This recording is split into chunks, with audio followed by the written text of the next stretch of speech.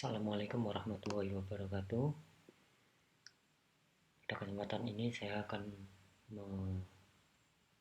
menyampaikan dalam mata kuliah penginderaan jauh terkait bab sistem penginderaan jauh sebagai penghasil citra digital.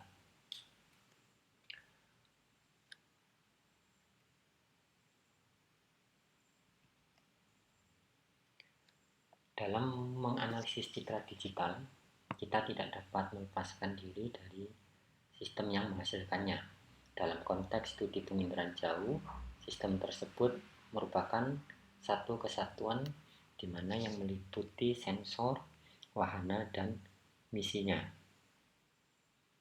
Jadi sensor sendiri terkait panjang gelombang, kemudian spektrum gelombang, band, itu adalah sensornya. Kemudian wahana, di sini wahana yang dalam penginderaan jauh dikaitkan dengan satelit, kemudian drone, pesawat ulang-alik, dan sebagainya. Kemudian misi, di mana misi dalam penginderaan jauh satelit itu terbagi menjadi beberapa hal. Yang pertama adalah misi untuk merekam cuaca, untuk mengetahui cuaca, kemudian lingkungan, terkait lingkungan, sumber daya lingkungan yang ada, baik itu di darat, pesisir maupun lautan. Kemudian yang ketiga adalah untuk intelijen, keamanan suatu negara, baik itu untuk memata-matai atau yang terpenting di sini adalah terkait keamanan.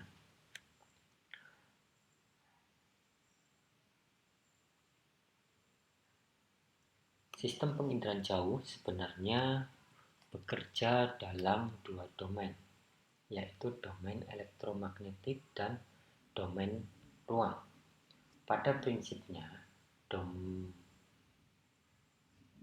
prinsipnya setiap benda ini memantulkan atau memancarkan gelombang elektromagnetik. Jadi apabila pada suatu luasan wilayah tertentu terdapat beberapa jenis benda, maka masing-masing benda akan memberikan pantulan dan atau pancaran elektromagnetik yang dapat diterima oleh suatu sensor. Dengan demikian, kehadiran suatu benda dapat dideteksi berdasarkan pantulan atau pancaran elektromagnetik yang dilakukan oleh benda tersebut. Asal karakteristik atau pantulan dan pancaran elektromagnetiknya telah diketahui. Pada prinsipnya setiap benda mempunyai struktur partikel yang berbeda, baik mikro maupun makro.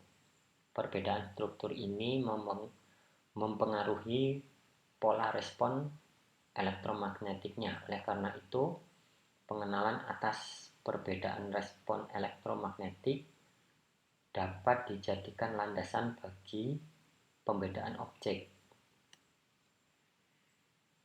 Oleh karena itu, dalam spektrum gelombang kita sudah mempelajarinya, atau Anda sudah belajar di bangku SMA maupun semester sebelumnya terkait fisika, di mana dalam ilmu fisika membuktikan bahwa gelombang elektromagnetik terdiri atas kumpulan pita atau saluran dengan wilayah dan julat panjang gelombang yang berbeda-beda, di mana setiap wilayah elektromagnetik dengan julat panjang gelombang tertentu inilah yang disebut dengan spektrum, atau jamak biasa disebut dengan spektra. Itu sama. Contoh yang paling sederhana adalah terbiasnya cahaya putih yang dilewatkan pada sebuah prisma kaca sehingga terbentuk satu deret spektra mulai dari ultra ungu sampai dengan inframerah, di mana setiap wilayah yang kita sebut warna tersebut memiliki suatu wilayah spektrumnya tersendiri.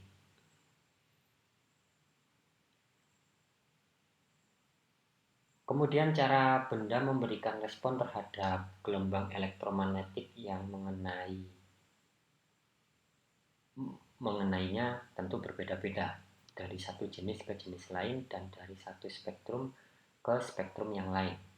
Karena setiap objek ternyata mempunyai respon yang relatif serupa pada setiap spektrum, maka respon elektromagnetik dari objek sering dinyatakan sebagai respon spektral.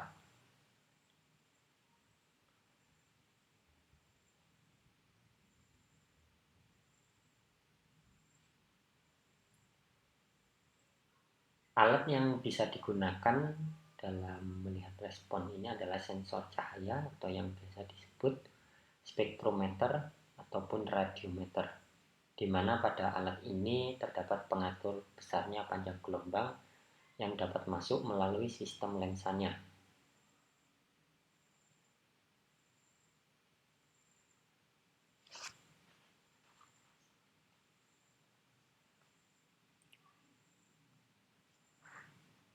Nah, jika kita lihat spektrum elektromagnetik ini, maka mata kita, mata manusia, ini adalah salah satu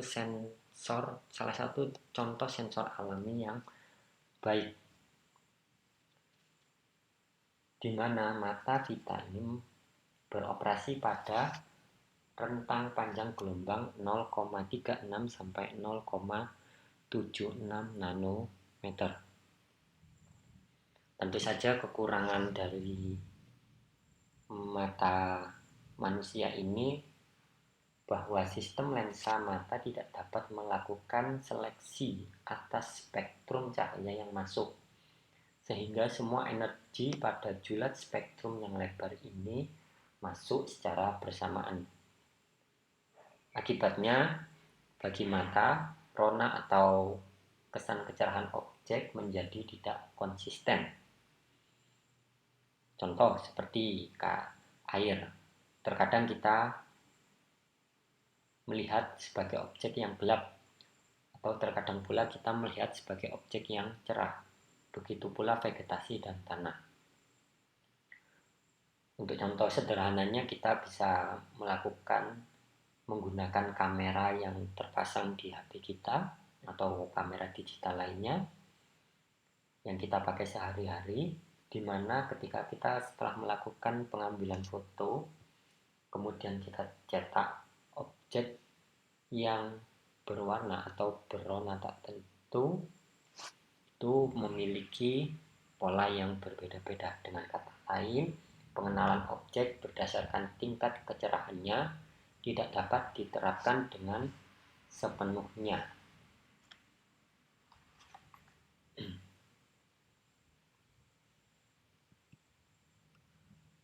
Kemudian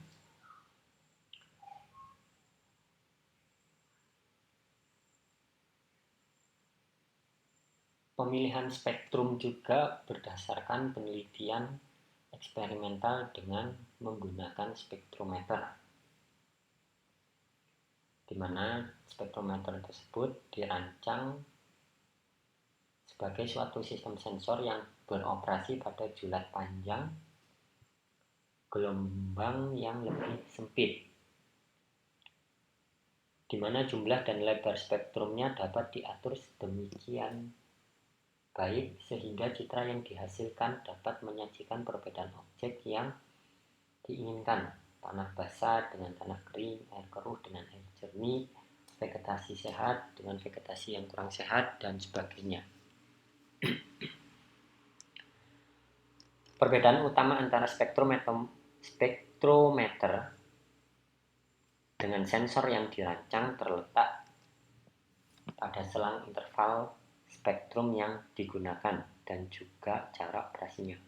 Jadi spektrometer ini digunakan untuk skala lab, sedangkan sensor ini adalah yang dipasang di wahana. Spektrometer untuk penelitian eksperimental biasanya dapat diatur untuk bekerja dengan interval pada panjang gelombang yang sangat pendek, bahkan sampai dengan 0,01 nanometer. Jadi bisa lebih pendek lagi. Sedangkan sensor dalam hal operasional untuk perekaman sebaliknya dirancang pada operasi dengan julat yang tetap. Misalnya 0,44 sampai 0,51 nanometer. Kita tahu ini warna apa? Warna biru. Kemudian 0,52 sampai 0,60 nanometer. Kemudian 0,61 sampai 0,68 dan seterusnya. Jadi panjang gelombang di sensor itu sudah dipisahkan berdasarkan panjang gelombangnya. Jadi jika Anda di penginderaan jauh ada band 1, band 2 dan seterusnya, itu merupakan sensor yang sudah khusus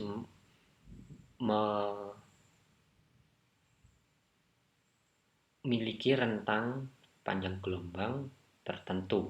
Jadi band 1 memiliki panjang gelombang sekian, band 2 panjang gelombang sekian dan seterusnya. Jadi masing-masing julat ini akan menghasilkan citra, sehingga sensor dengan N spektra akan menghasilkan N citra objek yang sama, namun dengan variasi spektral yang berbeda. Jadi ini juga akan kembali ke pembahasan yang sebelumnya terkait penyimpanan data. Penggunaan beberapa spektra sekaligus sangat membantu proses pengenalan objek melalui proses pembandingan kenampakan antar saluran. Mengingat bahwa citra yang dihasilkan adalah citra digital, maka proses analisis selanjutnya pun lebih efisien bila dilakukan secara digital pula, seperti menggunakan komputer. Kemudian proses mental, dalam hal ini penglihatan manusia, akan dengan mudah dapat membedakan satu objek dari objek yang lain berdasarkan pola spektral yang terekam sebagai nilai kecerahan dan juga berdasarkan pola spasialnya.